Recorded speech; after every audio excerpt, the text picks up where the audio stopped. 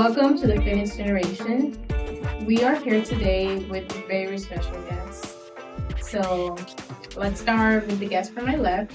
Hi, my name is Derek. I'm a rising junior at Stetson University, and I come from Ghana. And it's been, I think, 2 years now in the US. So quite amazing experience. I'm Julian. I'm from Miami, Florida. I've lived in the US my entire life, and I'm also from Stetson University. I'm Arnold. I'm senior now. I'm from Russia, hometown called Ufa. What's your school? Oh, Stetson University. And I've been in the US for 2 years already. Okay, perfect. Well, as you guys picked up on the theme, we want to know your school, where are you from, and also what's your seniority in school. For me, my name is Ashley Rodriguez. I am a UCF student, University of Central Florida, and I am a senior graduating this semester. I'm from the Dominican Republic, and I've been here in the US for 3 years now, almost 4 years. Yes. So this is a very special podcast because we're going to talk about diversity, especially knowing that the United States is a melting pot and we have so many different cultures. We already saw that you, Derek, are from Ghana. Julian, you From the US? yes. And Arno, you're from Russia, and I'm from the Dominican Republic. So we have very different countries and cultural backgrounds. Having stated that, I want to know what it's like being in the US as an international student. And also for you, a domestic student, what do you think it's like makes your experience here? We can clockwise? Yeah, whichever, yeah. We can bounce it around. I think, well, I've not been here so much to like have a very defined take on how the experience is and will continue to be. But I think so far it has been fun. Plus, having a college campus is also very diverse. So it's also a melting pot, uh, on campus. But I'm still figuring out the food. I have Yeah, very big that's on the real. food. So yeah, I was always questioning why we had like controversial, but why we have what's it called? There's the one with spaghetti and cheese. Mac and cheese. Spaghetti and cheese. I'm like, why Spaghetti do we and have cheese, spaghetti and cheese? But yeah, so I'm figuring out the food. But the experience has been good so far. Do you not like mac and cheese? No. Being from Miami, I feel like its own melting pot. It's like a lot of Hispanics, many different kinds. But it's just like it feels so different from the rest of like Florida, or at least other parts I've been in, like Central Florida, Orlando, the land where Stetson is. It feels a lot more diverse. There's a lot more options for things like food, places to go, restaurants to eat at. Like it's also a big city too. So it's pretty fun, but it's also just pretty different. And it's been probably 2 years, 3 years since I've moved out of Miami, and it's been pretty fun, honestly. Pretty nice, new scenes, not as many people. Yeah. We know Miami is really bad traffic. Oh man, traffic. Dylan is a little bit more calm and quiet. A little bit, Stetson is, a little right? bit more is an understatement. So for me, I would say the key word defining the experience is different because everything was different. Like every part of life, foods, people, place where you live, your just your life, and you need to get used to that from the start. Basically, it's like living from the start because you need to adjust to everything. But pretty like so far it was pretty fun. I really enjoyed it. I would say for me too, it's been an eye-opening experience living in the US. Coming from now, I would say it's completely different culture than what we have here in the United States.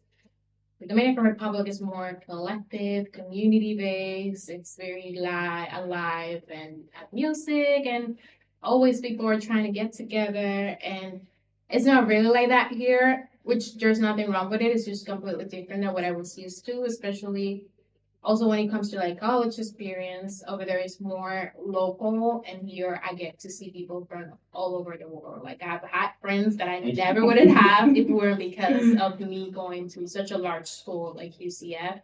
So that's something that I really I've enjoyed the experience so far. I'm looking forward to it. I mean, after all, I live here, so um now that we established that, I want to know what it's different about your country that you wish other people knew about?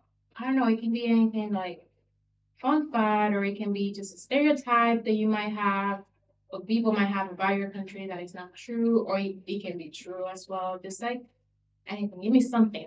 I feel like it's not much, being from the U.S. Like Miami is still part of the U.S. as like un-American as it feels sometimes. Um, there's there's just so much. It's just so broad. There's so many things to it. I feel like a lot of things aren't misunderstood. It's just kind of like certain things are specific to certain areas. It's kind of hard to explain. It's very just again a melting pot, like an absolute one. But I mean, I miss a lot of things from there, like especially the food. Yeah. Hispanic food, good variety. I have a question for you. Is it true, and this is being a little bit controversial, is it true that you cannot speak English in Miami? Like if you speak English, people It's look weird. entirely not true. Okay. It's I mean some areas are definitely predominantly Spanish speaking, but I will say all around the board, it's Spanglish. Mhm. Like even the people who immigrated from other countries, they will speak Spanglish, and it's kind of weird, but it feels like its own language in a sense. Mhm. Half your words English, half your words Spanish.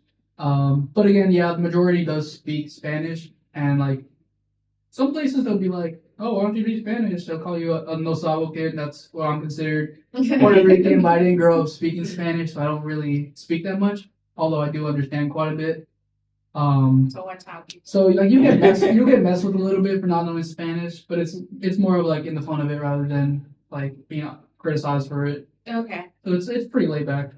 Okay, that makes sense because I've seen a lot of people saying online that if you don't speak if you don't speak English, if you don't speak Spanish from Miami, people will treat you differently. And sometimes even bad.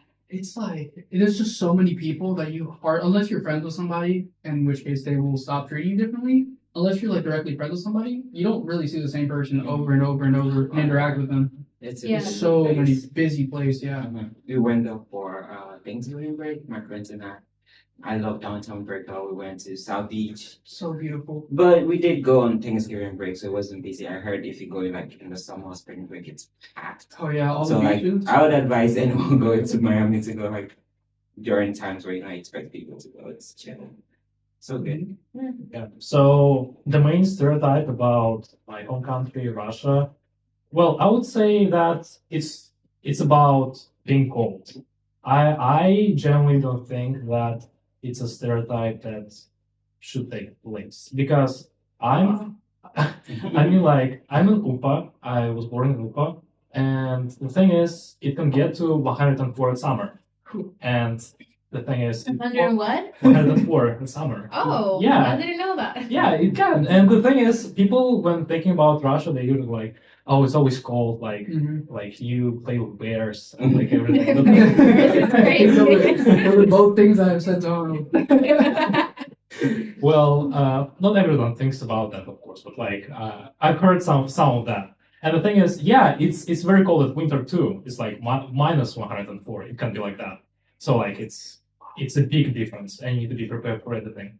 But like there are hot seasons, and like maybe not in every city, but there is summer in Russia. It just Is it like a dry heat, or is it like a kind of how Florida's super humid heat? I would say it's dry heat because if you don't live like next to a river or sea, it will be dry. Okay, makes sense. Yeah, I was under the impression that Russia was just old. I'm not gonna lie. So this is enlightening. I mean, on weather, I would say Ghana and Florida basically have this exact same weather. The only weather we have a little bit different we call Hamatan, which is like monsoon. So we have the dry. So our That's hurricane one season. No. So it's like we have the sunny dry, so it's always sunny, like I'm gonna say in degrees Celsius. I'm still bringing up Fahrenheit. I refuse to use Fahrenheit. Okay, that's okay.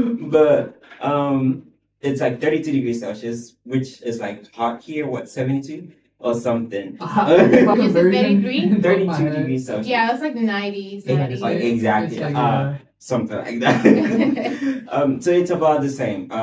Like hot for the sunny and dry season, and then you go into some months and it's just rain every single day. And then towards like December, January, February, you start getting Hamatan, which is like monsoon. It's foggy everywhere, and it's so dry. Like your lips are cracking, your skin is cracking. Oh wow. So you have to like moisturize so much, and like you see guys like trying to put like either Vaseline on their lips because your lips will be breaking, and the air you breathe through your nose is so cold, so your nose will also dry out. And the only thing is, we have drying lines. Like we wash clothes and you dry them on the drying lines. It dries pretty good.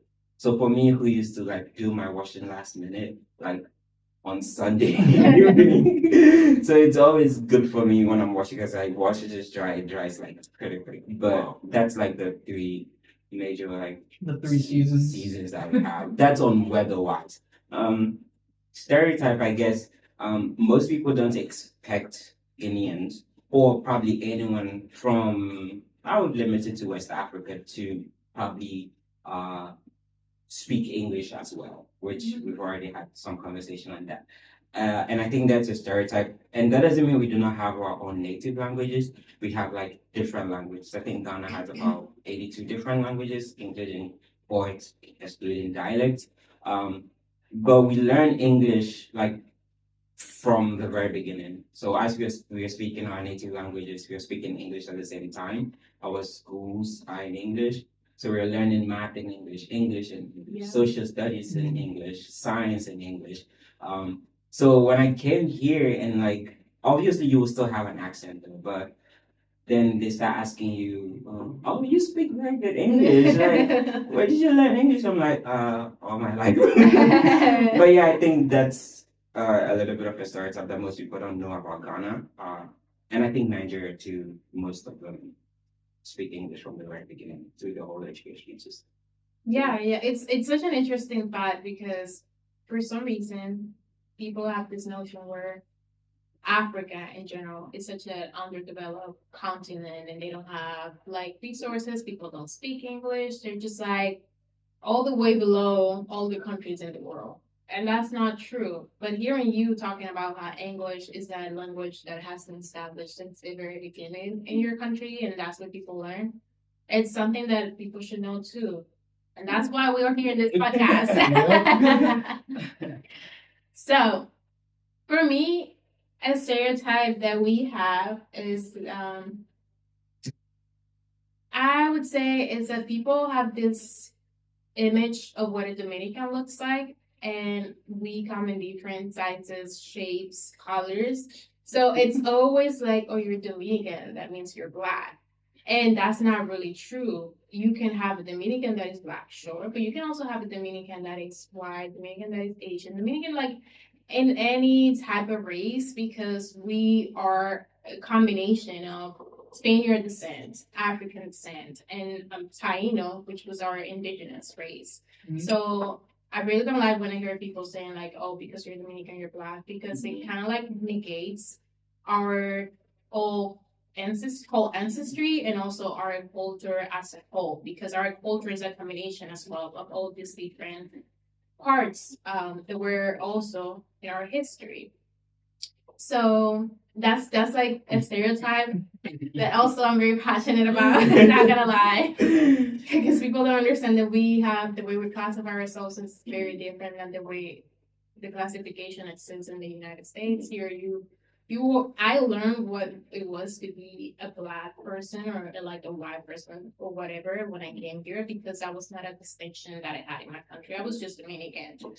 So yeah, I was just Dominican, but now that I'm here, I'm like, oh, but you're Dominican, right? But you're black, and therefore you have these stereotypes of like you need to be put in this box because of your race, and that's just something that I never experienced before, which is also tied to a cultural shock, and that's like what really shocked me, understanding like, oh, I'm in a different country, because even though we're in the same continent and we share a lot of values and cultures cultural values, it's not the same, and that's one of the things that made me realize that. Welcome to America. So, I mean, with that being a big culture shock, what about you guys? When your first times, like around your first time coming to the U.S., like what major culture shock did you guys come across? I'll start this time. So I wouldn't say like it's like a major cultural shock that I had, but the first shock that I had was with Walmart. So the first day I got here, I wanted to get some like food, like some stuff that I needed, and I was like, Walmart, 40 minutes from here. I walk like in Ufa, you can walk anywhere. So like it's quite a walkable city. Like you can go like I went for 40 minutes walk, but 40 minutes walk to Walmart and 40 minutes walk to in my hometown, these are different. Yeah. It's a distance. Yeah, it's like distance just feels different, and like it's not necessarily that bad. It's just it was very hot. That was the defining thing. That like it's one thing when you go like when it's like normal weather, and another thing when it's really hot, like in the beginning of August. And when I got to Walmart, I was like, okay, we're not doing that back. Yeah, so we got an Uber, I got back, but like the whole like supermarket thing is different because like here, like there are a few places that you can go, like Target, Walmart, and they are big, and you can get anything there. In Russia, it's more like you can go grocery shopping to a store that's in your house, on the first floor, and get anything you need there. And here, I went to 7-Eleven, and I didn't find food. Well, I found food, but like not like beef, like meal, like something necessary. It's like, and it's not a bad thing, of course, but it's different. I needed to get used to it. On Wait. food, actually. When you mentioned, so sorry to cut you off there. When you mentioned that like you can just go downstairs and there'll be like a convenience store there. Do you mean like the houses are kind of more apartment style sometimes, or? Yeah, it's like most of the houses are apartment styles. For example, 12 floors, and on the first floor, like 12 floors. Oh, yeah. Is that 12 floors? 12 Wait. floors. Do you have elevators? Or? Yes. Oh, Oh, okay. no. 12, That's how they buy. 12 is No, I'm not thinking even it too. 12 is not a lot actually, because like at Moscow, like at my house, it's like Major 40 cities, floors. so- Yeah, it's like Yeah. 40, and like the And people elevators. just live there? Like, Yeah. like, that's normal for Yeah. everyone to live I mean, in that's houses? how it is a lot of major cities in the U.S. too. Miami has massive skyscrapers. Yeah, I've seen it. Personally, when I stayed in Chicago, Illinois, we stayed at a hotel that was like 60 something floors or something like that. But I see that from a hotel and apartments, but usually it's luxury apartments that have that type of thing. But for Yeah. the way it sounds is that any Yeah. apartment, it doesn't have to be luxurious No, to it be doesn't like have- 12, 13. That's what is surprising to me. Yeah, I don't think there are a lot of restrictions of how tall the building should be. So like most of the people live in apartments, I would say. Like it's a very common thing. And the bottom floor, like the first floor, there are pharmacies, supermarkets, like pet stores, like everything. That's so think nice. some of That's very those convenient. And I think even DC has some of the structures in main DC, because DC has not so much space, so getting houses, most of them have like the apartment structure. But on markets, like in Ghana, we have indoor markets, but those are like malls. It's huge where we have other shops in the mall, and you just go there for like celebrations and stuff. Half of the time we have open markets, right? So like you go, you could smell tomatoes from far away. You could smell like avocados from far away. Then I go to the US Walmart again, and I couldn't smell anything.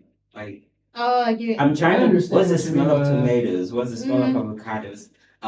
Carrots. I'm used to seeing the small ones because in Ghana we have the carrots go in different shapes and sizes. Like baby But carrots? here, yeah, we have the smaller carrots, but here, like every time you see the carrots, like perfect shape. The banana is perfect shape. Everything just. I think I remember I told someone like everything is so built. I mean, that is. I was like, It's so first, perfect. yes, the first few weeks I was at Stetson or on campus or in the US, I was like, it felt like I was in a simulation. I could walk with my white shoes. I had got myself a pair of white shoes. And this is not saying Ghana doesn't have good, nice built places. Obviously, there's everything and some of nothing. But like I could walk around with a white shoe and I come back and there's no dust. I'm like, why don't I have? I mean, I was walking, so like I was expecting that. Obviously, when I come back from the walk, there are signs that I've been walking outside. So it's like everything is so built. I go to buy food stuff and I cannot smell them. I cannot like everything just looks so washed and like I just don't know. I couldn't feel it feels a little bit detached from the environment that I could taste the smell of whatever is in the marketplace before I even see it. Mm-hmm. So I don't even know the smell of tomatoes after like I start cutting them. Well, have you been to a farmer's market here? A farmer's market. No, I've seen the one at the land when they have like the farmer's thing. They're really fun though, but it's Yeah. more of like the arts and craft shop stuff Mhm, rather yes. than like farmer produce. And They in have Ghana, one here in Lake. Oh, sorry. Mhm. Yeah, but they have one here in Lake Yola, and they do have like products and fruits and Mhm. vegetables, and it's honestly really nice. I love it. Yeah. And you can smell. also- I understand the feeling that you're saying. Yeah, you have to smell it. Yes. It feels so good. Like even sometimes I don't know. It just feels very different when I'm shopping because then I have to rely on because sometimes the smell tells me whether what I'm getting is like good or not. I don't know. That's the experience you would know if you live it. That makes sense. Mhm. But Makes nowadays, I kind of just like, really thought about this that. looks good. This looks, okay, I'll take this. But prior to that, sometimes the smell tells me. But now I use different sensories when I'm shopping. But that was following up on the market and like structures like Walmart. But the other culture shock, that was the question. Yeah. Was I think when I had to select my classes for the semester when I got to the US. I'm like, in Ghana, they give the carte blanche. Like, they give classes, you are taking math, science, English, all those stuff, and then your electives. It's already pre-done for you. Yeah. And it's not just pre-done for you this semester, it's pre-done for you every other semester until you graduate. Oh, wow. So when I got here and then they locked me into the system, like, we use my sets and you guys will probably use something like you see a Yeah. course catalog and everything. And they said, pick which one you want to do this semester. I'm like, what do you mean?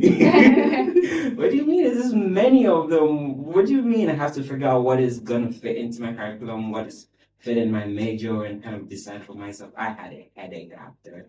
But Yeah. it was just too many options.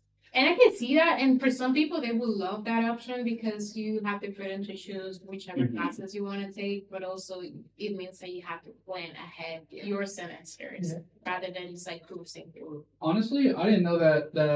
I don't know if it's the same. Is it the same for you? Yeah, you We're don't saying- select a course. Yeah. Oh, wow. I'm sorry, because even like middle school, we're out selecting our own classes.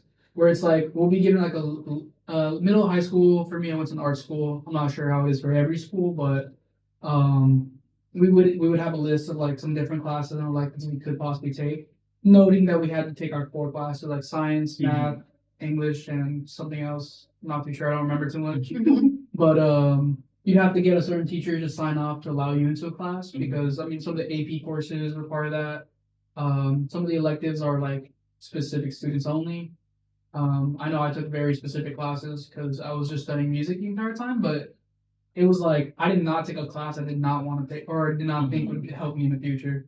No, And that's so really nice. Did you decide your classes or?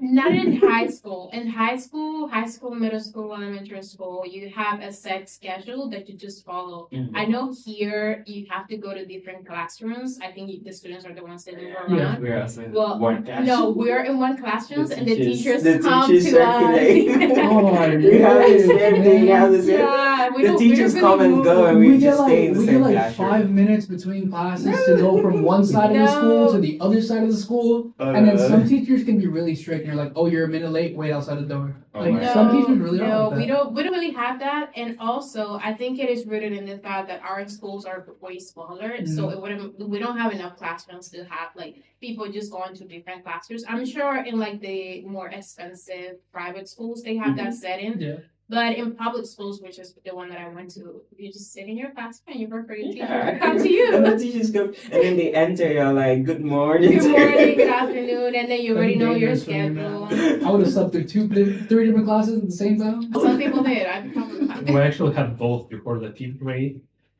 Teachers would come to your class, and after fifth grade, you have to run around. In elementary school, I had to run around. No, it's not No. all the way through like Even elementary, college middle. in Ghana. Oh, not for us. I feel like our system is similar to the US. In college, you can choose your classes, and then you have like it's not like where you have like a category where you can take like say humanities and then you can take different classes within humanities. You do have to take a specific classes, but you can choose how you arrange it in your semester. So you can take it at the beginning of the semester or your career or at the end, as long as it's not a prerequisite. So that's like how it works. You still have some wiggle room to choose your classes, but it's not the same as just having the freedom to choose within a category. And yeah. Which is why it wasn't so much about cultural shock. I was in the largest school in the Dominican Republic, public school was, and I had to move all the way from here to like across the campus. Like it was pretty much similar to UCF. So it wasn't that much of a culture shock for me. I think the college system in Ghana is more of like each course that you're taking has probably an assigned class. So if you have that class today, you go to that building, and most of the time you only have like just 2 classes a day, or even 3, and there are huge breaks between, so you could even go back to your dorms or house hostels and then come back. But normally, for instance, the business school, the buildings and classes are like it could be that same class, but different times for different courses, and then other buildings also do the same thing. But it's rare that people move because it's a big campus. They do have shuttle system though. Shuttle system in the school? Yeah. So the buses come for the school that drives you to a different part of the campus, and then you come back. Now I have a controversial question for you. Yeah, so let's spice it up. Why has there ever been an instance where you feel like you've been discriminated against, or maybe people treat you differently because you have an accent, or just like in general because of the way you look? Yeah, let's. Y'all got anything? Have you guys experienced it? I'm sure. Okay, I'll start. So me personally, I never experienced that. So I never had such experience. And when living in Russia, there are sort of stereotypes about that. That like, oh, no one likes you in the world. Like well, something like that. Like it's always everywhere. What do you mean by that? And like, well, it's always coming from somewhere. Like someone said, for example, if you go somewhere, they will not like you because you're Russian. Oh, okay. And the thing is, so far, I have not had such experience. And it's good. That's good. Yeah. Yeah, and I would say that I'm pretty happy about it. Yeah, I'm happy for you. What was the question again? Like any instance where you unwelcome, discriminated against. I wouldn't say there have been overt discriminations, but you just kind of pick up on subtle things. Like microaggression. Yeah, I don't know, in a way. Plus, I think even on campus, most of the time, we African students, we're so loud and we're so everywhere and like always together. It's just always the way sometimes people just like look at you. Yeah. Or even sometimes conversations are a little bit condescending, as though you really do not know what you're saying. And I think first time in class, although it was, and in Ghana, I think even in most African culture, half of the time you do not speak if you're not called upon to speak. For instance, like you can't just jump into a conversation. But here is the opposite. You have to be confident. If you know the answer, you just say it. So that right there is kind of weird because we're taught throughout like middle and high school, raise your hand, don't speak before raising your hand, and then you be called on. Some teachers will throw you, just shout out the answer or something like that. But usually it's like it's kind of drilled into us to raise our hand. So once you get to college, like that's why a lot of people I feel don't like engage or like don't speak a lot. Exactly. Because most classes are pretty quiet unless it's a very like bonding class, like smaller classes. Yeah, smaller class. There's always like an assumption that you do not know until like you have to prove you know before maybe like then you start seeing the conversations different a little bit. I remember I think some of my econ classes, like we're in a group and everyone just keeps talking around me and I'm like I'm just there and like I have to like I'm just there, everyone just talking around me and like having conversations, pretty smart conversations. But then like you have to specifically show that you know before like either you're included in the conversation or the person even ask for your opinion on something. And I'm not saying that's like applies to almost every scenario, but it's kind of like the first time you do something like that, then they come looking for another like your opinion on a different occasion. Like you have to prove your worth or like your knowledge. I wouldn't say word if that is where it's coming from for whoever is doing it, but like it's more of like a presumption that you may not know about the conversation that's going on. It's boring. Yeah, man. it's raining Oh my outside. So it's always just kind of those little things. And I remember the African Student Union had we tabled for uh, an exhibition and then they brought a lot of kids with their teachers and oh my god, some of the questions some teachers had, I'm like, if you the teacher is having some such questions, I'm wondering if Where you teaching your class? Right, Yeah. that one? oh I have examples of some questions and I think we had displays of like was it a bowl. It was like a wooden bowl and then we put like is it fruits or something inside. And I remember one of our the students who was dealing with us was saying that this is just a normal wooden bowl. They are very common. Some people could use them for decoration. Some people put fruits in them. And then the teacher paused the person speaking and then tapped one of her students and said, "Did you hear that? They drink water from that." And I'm like, and I just took two steps back and went the other way because I'm like. She said so many things. She said you could use them for decorations, put fruits in them, just like what we have in the office, or whatever you want to do with them. But the only thing she picked was like, "Did you hear that? They drink water from that." I'm like, "Come on, is that all you heard?" No, I honestly I understand they come from a place of ignorance, but sometimes I'm like, really? Yeah. Like I've had people ask me like, "Do you have electricity in the VR?" Mhm. I'm like, where do you think I live? Like, Oh yeah. hello. A lot of people here in the U.S. kind of just unless they're like have either like ancestors, family, friends, and stuff that are from other countries, they won't like a lot of people know a lot about any other country. A lot of people are very That's so sad because we are taught. I mean, in my case at least, we're taught about U.S. history so much that it's like I'm able to have conversations with anyone, any American about their history. Yeah, we're talking about it too. And I'm like, I am not. But I'm saying as a foreign country, I'm taught about the U.S. history, and you as an American, like you're not taught about other countries, like any other part of the world history, and that's sad because then you are looking and sounding ignorant with other people when you're having conversations because you just don't know. Talking about world history is very different from Ghana. Ghana doesn't teach the U.S. history. Ghana doesn't even teach the British history because of why do we have to teach the British history after independence? But they do teach like the history of Ghana in some sense.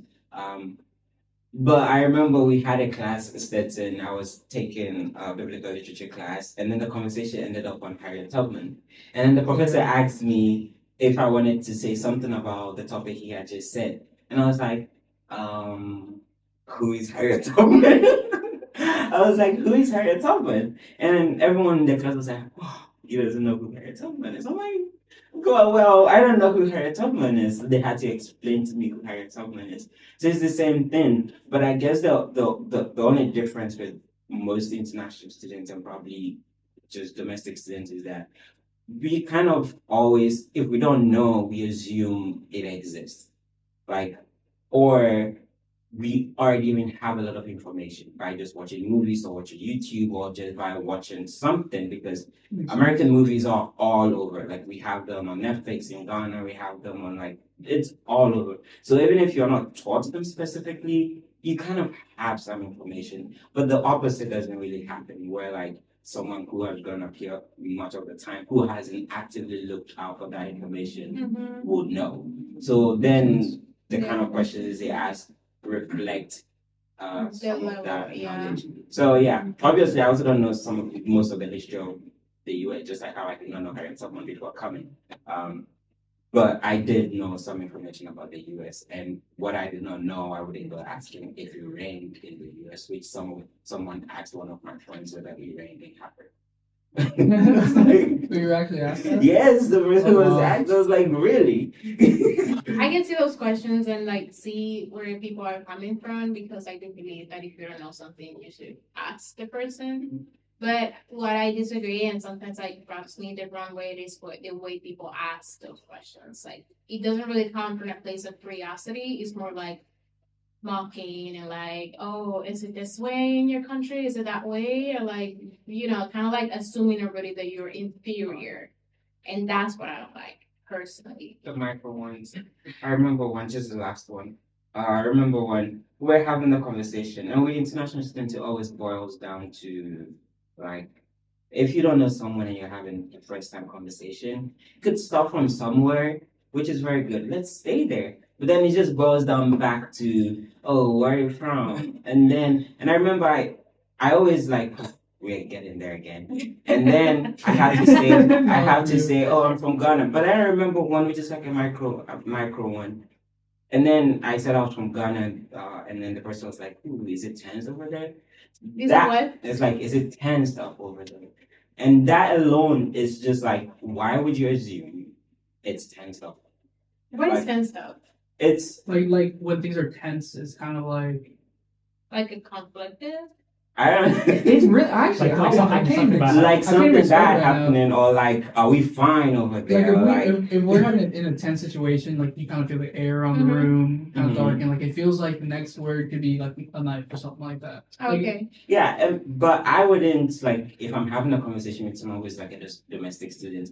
I can have conversation with you for 3 minutes, 4 minutes, and I'll probably not even ask you which state are you from. Are you from Florida? Oh, so you're like.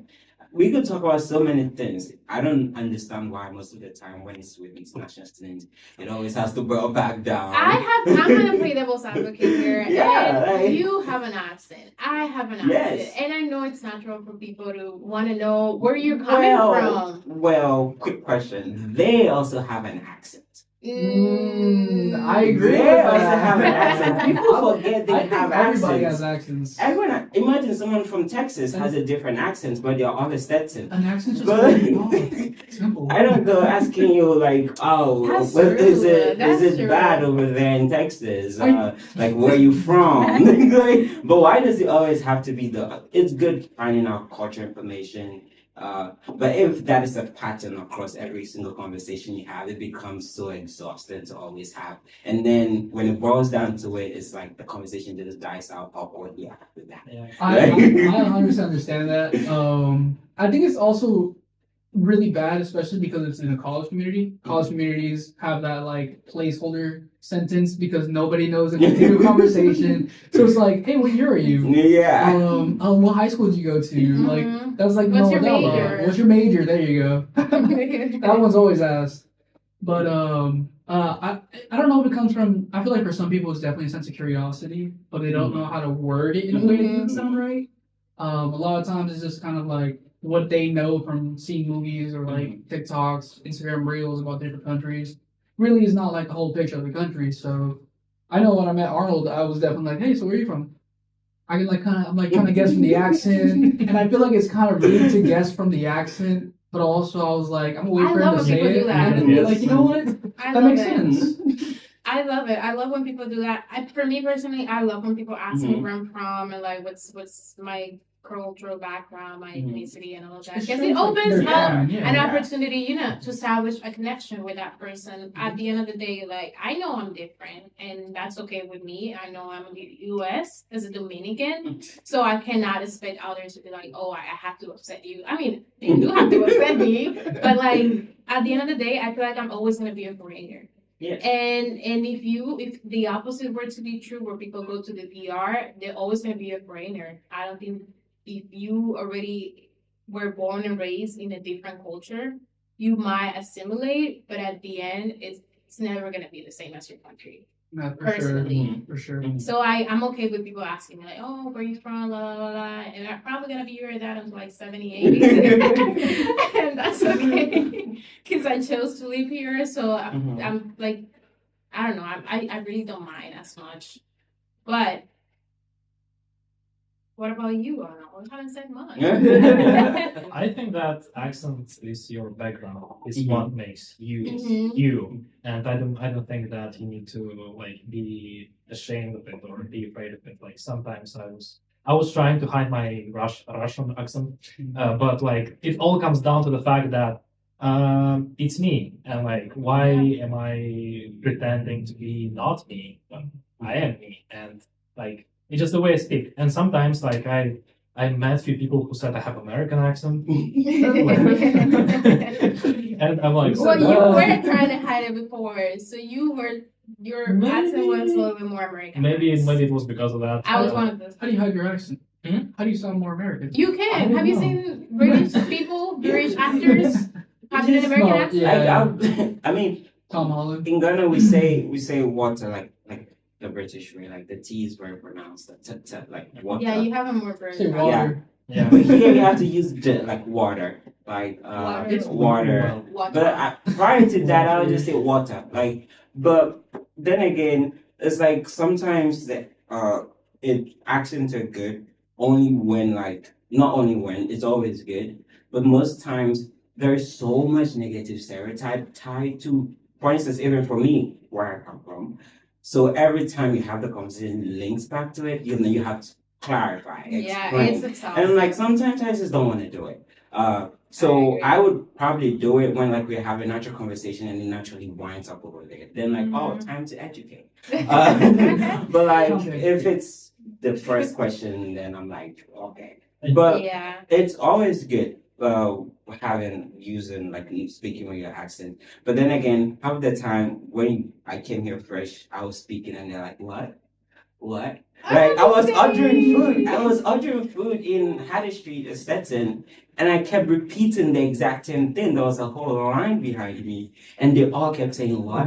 And everyone who was like over there working all came to the cashier Oh my stand. They're trying to What? help, but it's I'm like, uh, it's just so then you kind of always have to, and I switch accents when I'm speaking with my African friends. We're speaking like pidgin or like, and my pidgin is broken, so don't take me up on it. But we speak a little bit different with African friends. I speak different with my parents, and when I'm in a different space, then I'm speaking a different Yeah, you're way. code switching. Yes. So like, it's just knowing when and how to like kind of avoid always like falling and digging into the stereotype that comes always with it. So I still do speak in my accent in spaces that I know, like, yeah, it's Yeah, you easier can not be to. carefree. Yeah. I, So. I also had a story about Hatter Street. Oh, So exactly. Hatter the same Streets, thing. for those who don't know, is kind of like a little like food area. It's a food area. It's yeah, it's just got like Einstein's and it has like this rotating different food thing. Yeah. Nothing big, nothing crazy. Yeah. So the first year I came to Hatter Streets. So I was saying the whole year, I was saying Hatter Streets. Like I was saying that and no one like said anything. And they were like, Hatter Streets? I'm like, yeah, Hatter Streets. I'm like, okay. The thing is, it's not Hatter Streets. Like, yeah. It's Hatter Streets. And Wait, I what's guess, the difference? It's the same. like to it's me. called Hatter Hatter Streets? Streets. Like with a TS. Yeah. And then the way he was saying it was like Hatter Streets. And with a even K that is, almost, KRS. he's saying Hatter Street. If you say that to someone on campus or no more, they'll say, you mean Hatter Street? They wouldn't say Hatter Street, like Hatter Street. Like, it's always, even the way you pronounce it make someone confused as to, and I don't know if sometimes that confusion is intentional or because I can always assume when I'm in a class and speaking with a domestic student who is having an accent, I always assume and always get it right what you're saying. But it's like when you are speaking, it's like no one wants to assume or put the same effort as you. So like you always kind of have to repeat it as much as possible or think you're saying it wrong. I feel like unless they don't like fully understand it, Yeah. sometimes people just like correcting people. Straight up. I know. Yeah. I do it in like as playful way as possible, correcting people. But I know sometimes it's not come out like that, and I kind of feel bad about it. But what's I gonna just do? feel someone correct. But what happened to you in Hatter streaks? So- So the thing is, I was calling that had the streaks, not had the streaks for the whole year, and no one corrected me. But I wish I was corrected because I don't think like, well, it's not called like that. Yeah. But sometimes people fear that if they correct you, you might feel a certain type of way, or like, they're undermining you. But you have to learn. Yeah, there needs to be a way like how to say that correctly. That like it's not had streaks actually. And, like, Actually, you're It's wrong. just like honestly, when you were saying it, it sounds so close to the actual name that I feel like that's just Yeah. how your accent says the name. well, at first I was calling that had the streaks. But like it's different, like because I feel like your accent kind of covers it up a little bit. Mhm. Like if I were to say a Hatter Streaks, like someone would be like, "What? It's Hatter Streets?" But it's really subjective from people to people for sure. Yeah. So, one question about your upbringing, and what are some things that are different from your upbringing that are not the same here in the U.S.? I'll start because I'm from the U.S. Yeah. and I'm still in the U.S. Being raised in Miami, it's very like kind of like a close community. Like not necessarily a close community. I know I was talking earlier about how like you hardly see the same person over and over, but it's like you can go anywhere and hear like the same type of music in this section, in this section. Like sometimes in Doral, I'll still hear some Puerto Rican reggaeton or something. Kendall, my area, a lot of that same type of music. Like that, I feel like the music culture is probably the most like tight knit. But it's like in Miami, a lot of times we're very cautious of the roads because driving in Miami is not the best. I will say that even walking across the street in Miami is not the best. So we're taught like a lot of caution, but also to yeah, just go outside. At least for guys, I'm not too sure the difference with women, but you'd be like, go to the store, pick up something. We'll go walk a little bit, go to the store, maybe stop by like a 7-Eleven, grab some stuff, and like we'll just go around and hang out. Like it's kind of like a whole world apart or something like that. But now that I'm in like Central Florida area and like everything's also gone up in prices and you need a car for everything, it's kind of like, what do I do? Yeah. Like I don't have that same sense of freedom as when I was in back in Miami because there's so much to do everywhere. Now I'm kind of in like I need a car to do this or I need money to do this, and it's just like even the parks are kind of like a bit far from where I'm at, so I tend to stay home quite a lot. Yeah. So it went from like a very kind of active environment to a more laid back, relaxed, calm, chill environment. I would say it's the same for me. Growing up, I was always with my friends out playing games. We would play hide and seek or topal, which is basically one person has to run after the others and touch them, and then that new person will be the one that has to do the same. It's like tag. Tag? Oh, Yeah. that's the name in English. I didn't even know. We call it topal. And I would just always be in my friend's apartment complex in the parking lot, playing, talking, and it was just like this sense of being free as a kid. Like I didn't have fun, and I didn't get a fun until I was like 17, 16-ish. And I feel like that's a reality for a lot of people, especially if you grow up in a community where you don't have as much resources. Mhm. So that's definitely something that I miss in general, like having that sense of being carefree and just be yourself and always have your community next to you, your people that you rely on. All my friends were next to me and I didn't have any problems now. And I know it's also tied to being an adult. For you to see your friends, you need to basically have a schedule. Like, oh, we can meet on Monday. No, I Yeah, cannot. for Maybe sure. next month. And so on and so forth. So that's something that it's definitely different and that I miss. But what about you guys? I would notice actually two things which I remember. Like I'm not real familiar with upbringing in the US, like how is it exactly going, because I wasn't brought up in the US. Yeah. But so I would say the first thing that is like I would just tell how I was brought up. So a lot of my good memories come from being in a village or a countryside where you're quite self-independent. Like there is not a lot that you can do. Like there are no concerts or whatever. Like where will you go? But like the thing is, you can just be given like $2 a day and be like, okay, do whatever. Yeah. Yeah, and like you actually go do whatever, and you find your own entertainment. And the thing is, I would say that it gets you creative about how you actually spend your time, Mhm. because it's kind of boring, but like you need to come up with ways how to make it entertaining. Dumpster driving. And once I was even lost in the village, and the thing is, everyone knew that I was lost. Like the whole village, like my parents called everyone. I remember that for sure. And when I got back home, it was. What were you doing? Is it like that tight knitted where like your whole village? It's really very knows each tight. other? Like it's very tight. Oh, Yeah. wow. And yeah, I wasn't doing anything. I was just walking around, and they thought that I was lost, but I wasn't. I was fine. I was good. I was chilling. It was like 9 p.m., but they thought Oh, wow. I was fine. I don't know. And the second part is camps. Camps was a big part of my life. That's basically the thing that actually made a fundament of my creativity, what I do. Because like for 2 months in summer, you just go to a camp, and the thing is, every day you're occupied with something. Every day you know what you're going to do, you know what you're doing, and the thing is, it's like every day. And it was a very good memory of mine, and that actually again boosts your creativity a lot.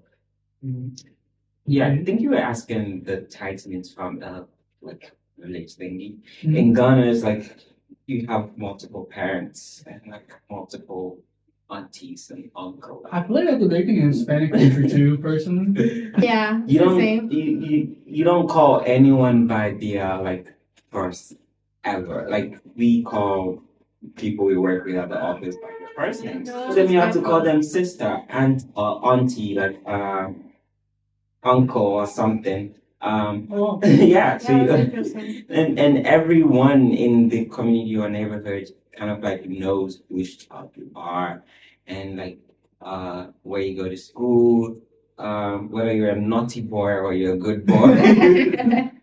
So everyone kind of knows you.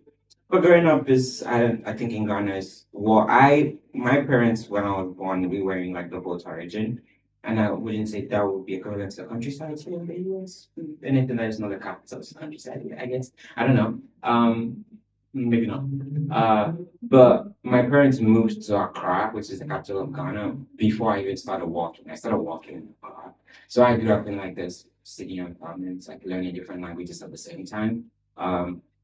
So I wouldn't say I had like a lot of open space to just go like roam, but we do like play around, especially in the rain when it's raining. Has anyone ever had that oh experience before? man. Like when it's Yeah. raining, and you It's a guys horror just memory. run out, Yep. and then your mom was screaming from behind, "You will get cold, you come Mhm. back," and I'm like,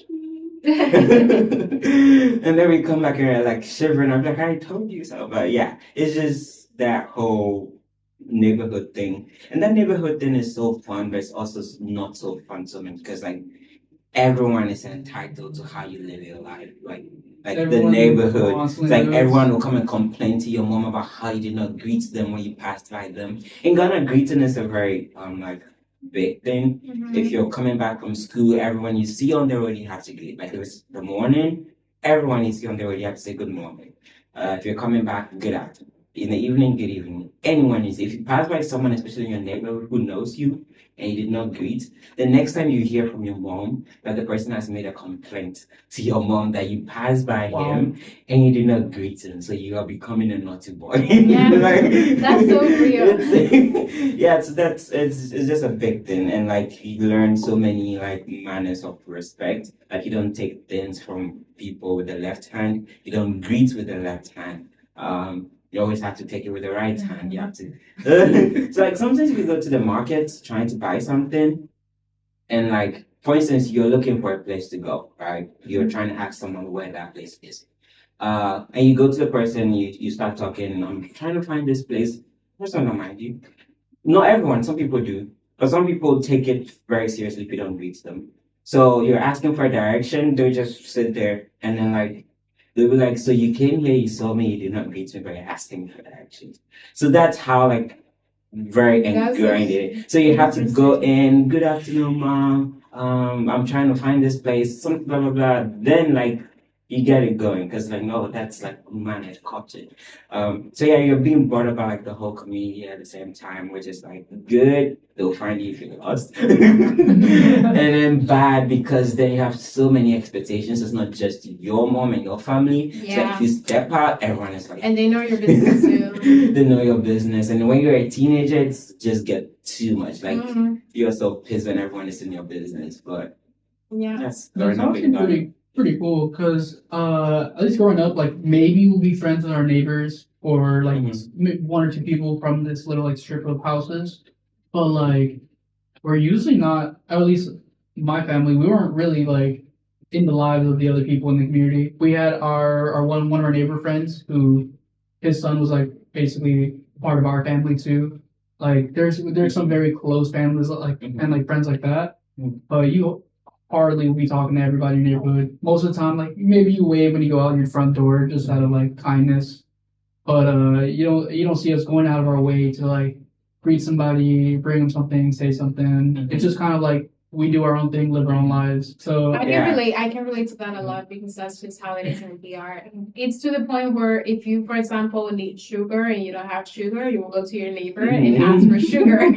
Yeah, And like salt. whatever you need, your neighbor is gonna give it to you. You can go to You don't want places, businesses, and like say, "Oh, I don't have money to buy this, but if you can give it Yeah, to me, and on then I'll pay credit. you later." Yes. And that's how it is in general, and that is beautiful, honestly. Like you can go to a mechanic, for example, and say, "I only have 300 Dominican pesos, and I know you are charging 400. Like, are you able to do this work?" And they'll be, "Yeah, sure. Bargaining. Let me just do it." I You know. do bargaining. Because of that, and also Yeah. because they understand, like, if you don't have the money, you just don't have the money. Like, there's Mhm. nothing you can do about it, and they are And willing to they help have you. enough, they're right. Are we just Who is are we the just really money? stingy?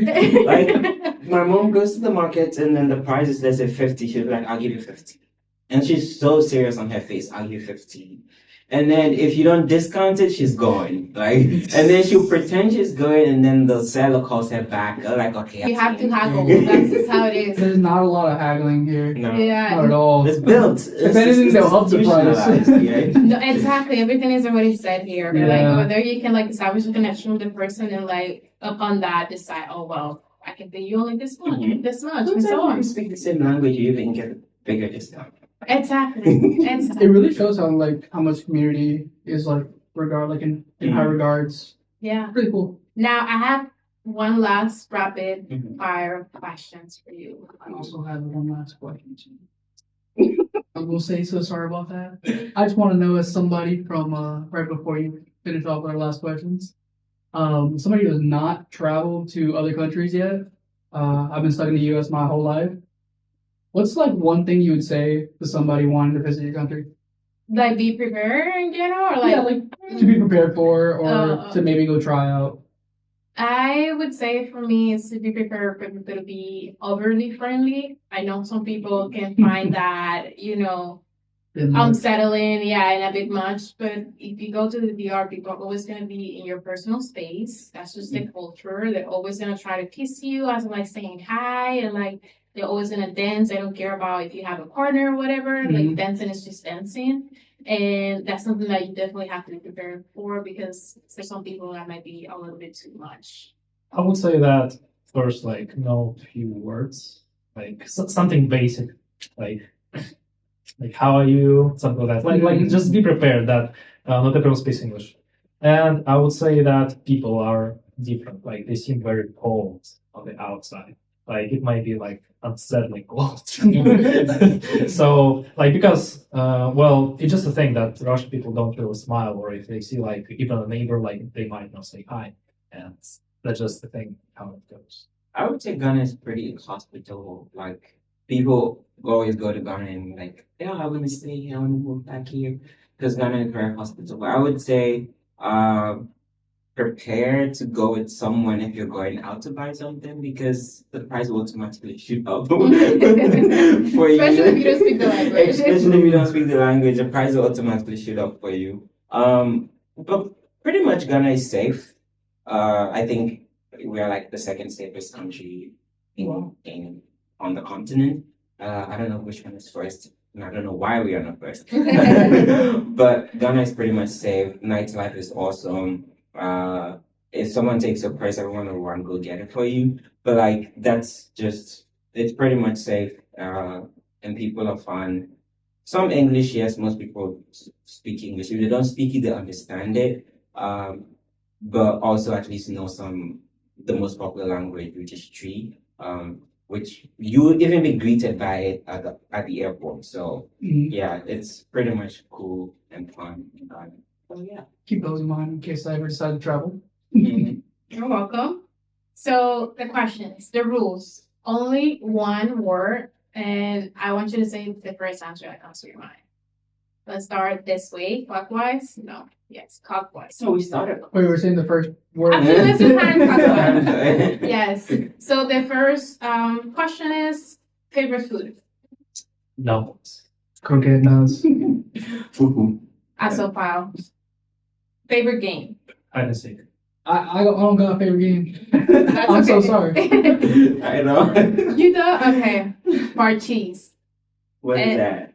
It's Oh, a parcheesi. It's like parcheesi. sorry. Yeah, it's a Dominican where you have to like go around a board. Yeah.